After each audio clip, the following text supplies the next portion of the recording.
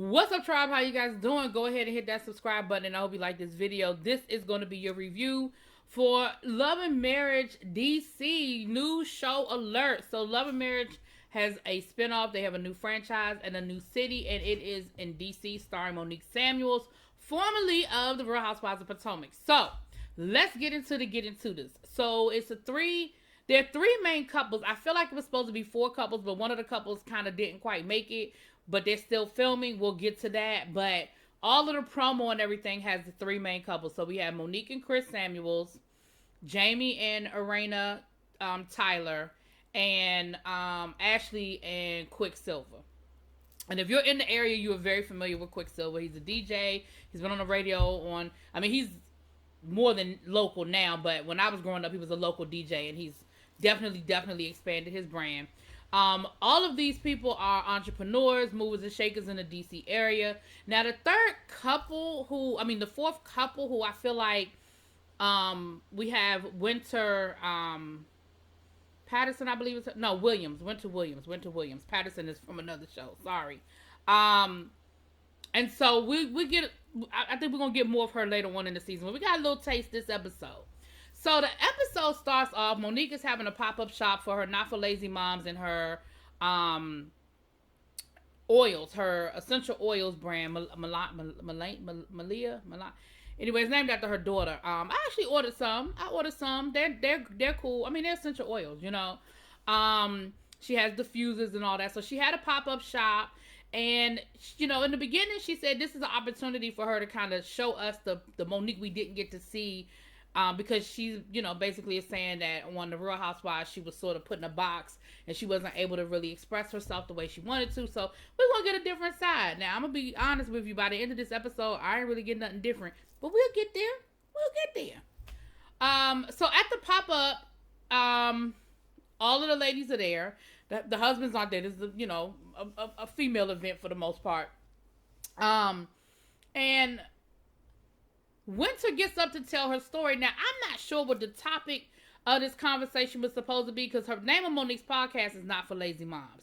So, and it's all about like tips and tricks for moms to help them get through, da-da-da-da-da. But Winter starts talking about her story with her ex-husband, who also played for the Washington football team with Chris. That's how her and Monique know each other. So they've known each other for about, you know, she said about 15, 16 years. And she talked about the fact that her husband / ex-husband cheated on her with the nanny and had not 1 but 2 children outside of their marriage. Now, while she's telling her story, Miss Ashley, who is a self-proclaimed biatch, she said that she just got that spirit in her, and that, you know, she just got that biatch spirit in her. She is leaning over talking about she drink when she bored and she 4 cups in, okay? And somebody even said to her, because, you know, she talking while the people talking, and she gonna turn around and tell them, shut the hell up. Now, the woman smiled when she said it, so I'm gonna assume the woman knew her, because, yeah, I'm not gonna be too many shut the hell ups, you know what I'm saying? But anyway, so, after the event, they're sitting around talking, and we find out that Irena and Tyler are celebrating 26 years, and they're having an anniversary party, and, you know, everybody's excited to come and all that good stuff. And Ashley is throwing digs at Irena. Now, first of all, I didn't realize that they call her Raina. I'm gonna just, Raina, can I call you Raina? I know we don't know each other, but can I call you Raina? Because I feel like every time I add the E, I put a different inflection on it, so I'm just gonna say Raina. Okay. She keep throwing digs at Raina about her age and stuff like that. So I feel like maybe there's a story there that we don't know about Raina and Ashley, or is that just Ashley's biatch spirit that she say she got? I'm not sure. So they start talking about how they want to have a Q&A at the party because they want the tricks on how to keep their marriage going. And she was like, girl, it's a party. Ain't nobody doing no Q&A at no party. It's a party.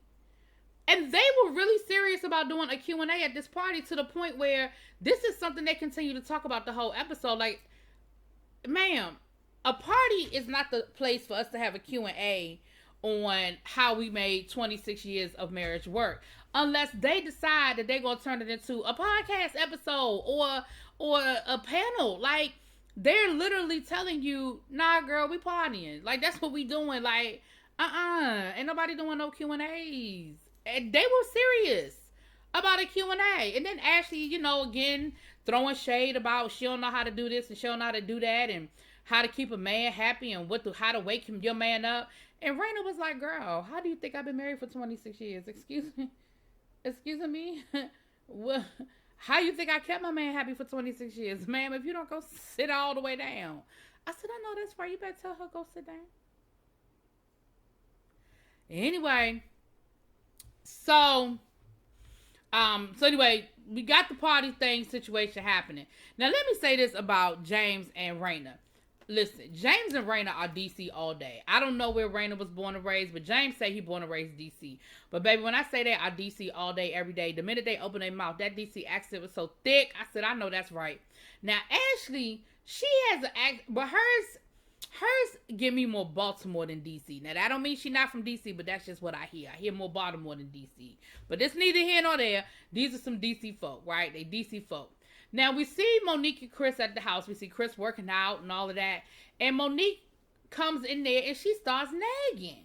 Now, the man is in there trying to get a workout.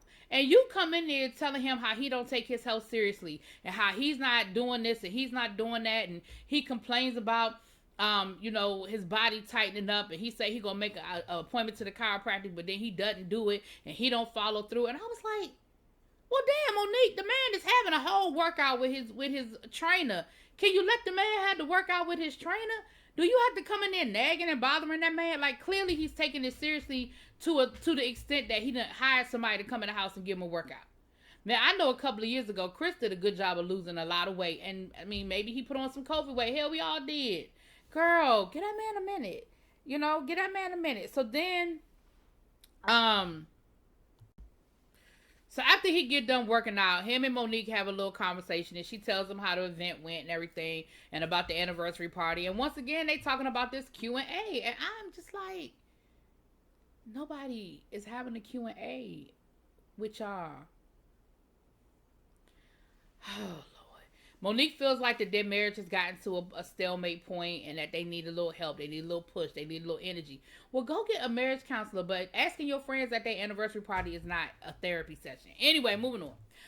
So we visit Raina and James at their, Raina and James at their home. We find out that they have a son who is visually impaired. He lives with them. And her mom has actually moved in to help them with their son and, just be a helper to everything. Jamie, we find out that Jamie is a J&J Entertainment. He is a party promoter. He said that he's had parties all over the United States, and if you ain't been to one of his parties, then you ain't partied, okay?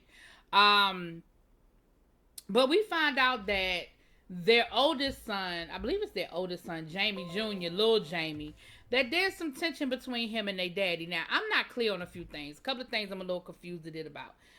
He said that him and his son really haven't been speaking. But then later on in the episode, I feel like they said something to the effect of he live in the house with them.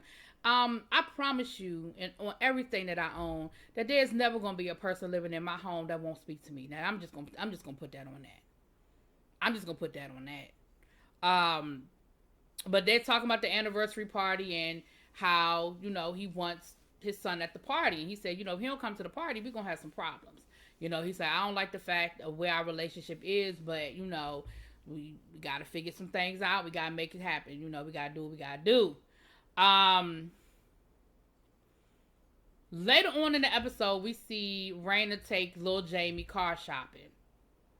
And she said, well, he asked me to do things with him because he's scared of his father.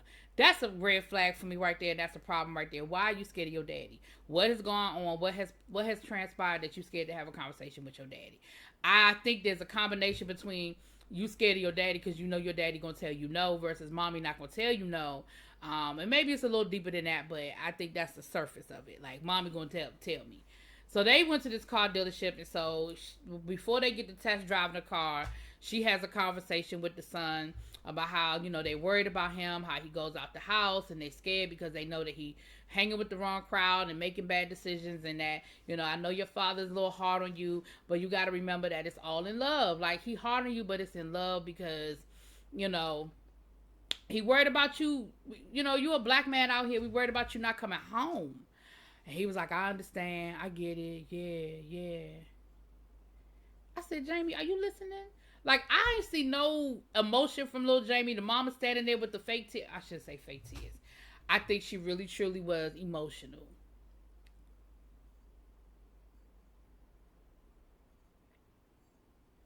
But neither here nor there. But yeah, so I feel like that, but I just didn't feel no emotion from him. I mean, I felt like everything she said went right over his head. Like, I don't feel like he took none of that in.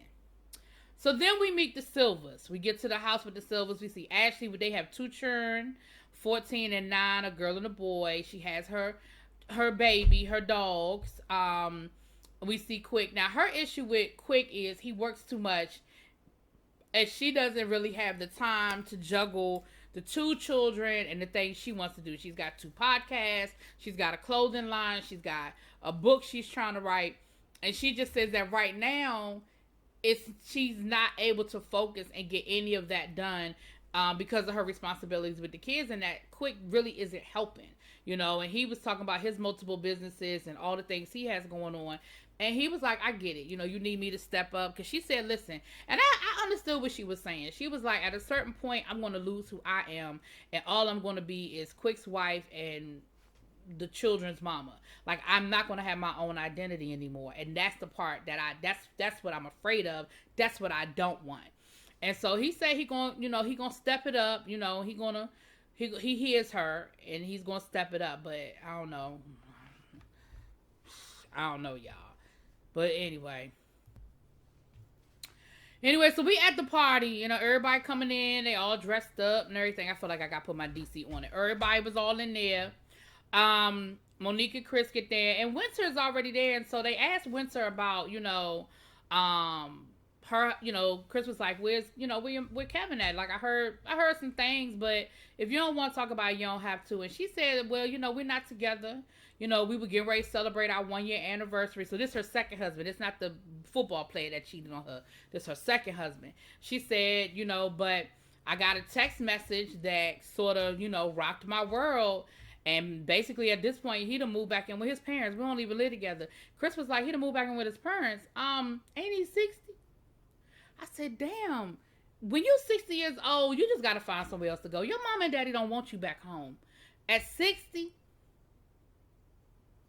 years old, they don't want you back home. No, ma'am. No, ma'am. No, sir. No, ma'am. They don't want you back.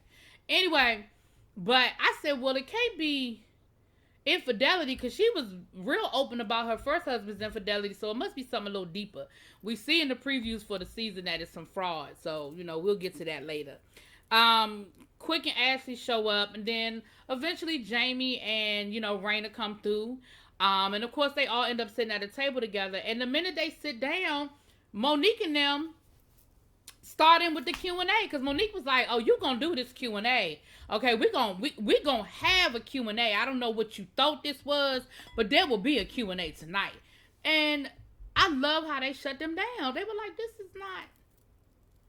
we're not doing that here. Like, and Monique was like, well, the reason why I was pressing it is because, we trying to get there. We at our 10 years and we struggling. And I don't want to end up like, my parents who got divorced after 22 years. And I don't want to end up like Chris and his parents, who basically are just friends sharing, they just cope. They just roommates, and I respect that, Monique, but time and place, baby. The woman already told you, and I felt like you weren't being respectful of her, what she wanted.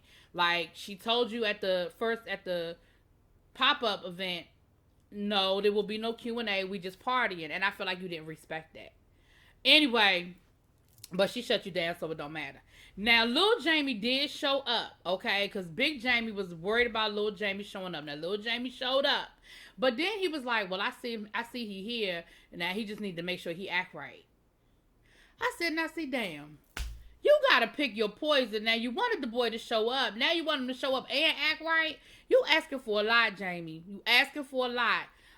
But little Jamie pulled his daddy aside and basically was telling him, look, Dad, I ain't been around because honestly, I don't really want to do the whole arguing back and forth thing with you. Like, I know that I'm getting high every day. I know that I'm hanging out in the wrong crowds. I know I'm really making bad decisions, but I'm also grown. And I need y'all to treat me like an adult. And I was like, how you say that in the same conversation?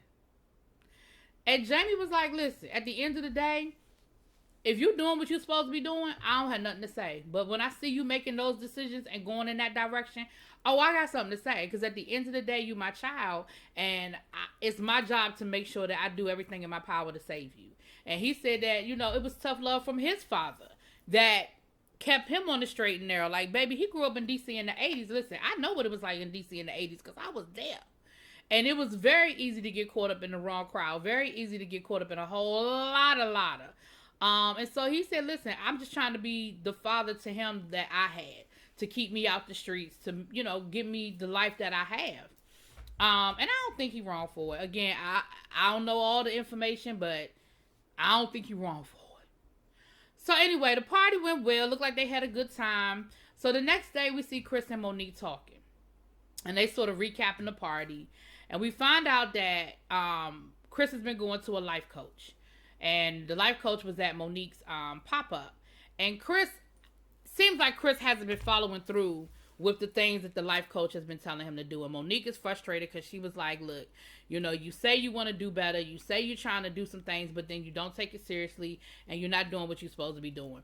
There was supposed to be some sort of list that Chris was supposed to had completed, and he said it will be done in a week, and it's been a month and he still hadn't done it. And he's, Monique is fussing at him about it. And at a certain point, Chris was like, you know what, you're right, and I'm sorry. And it's like, that wasn't good enough for Monique. Like, she kept cutting him off, and she kept saying, well, let me finish. And I'm like, but if the man already said he's sorry, he realizes that he's not following through, and he's not. She said, but are you taking it seriously? I mean, did you not make the list because you're not taking it seriously? And he was like, no, that's not why I didn't do the list. I said I was sorry. Like, I'm sorry. Well, you're not even letting me finish. You're not even letting me ask the question, so you don't even know what you're sorry about. And he was like, okay, well, finish. So then after she finished, and he was like, listen, it's not that I don't take it seriously, and I'm sorry if I made you feel that way.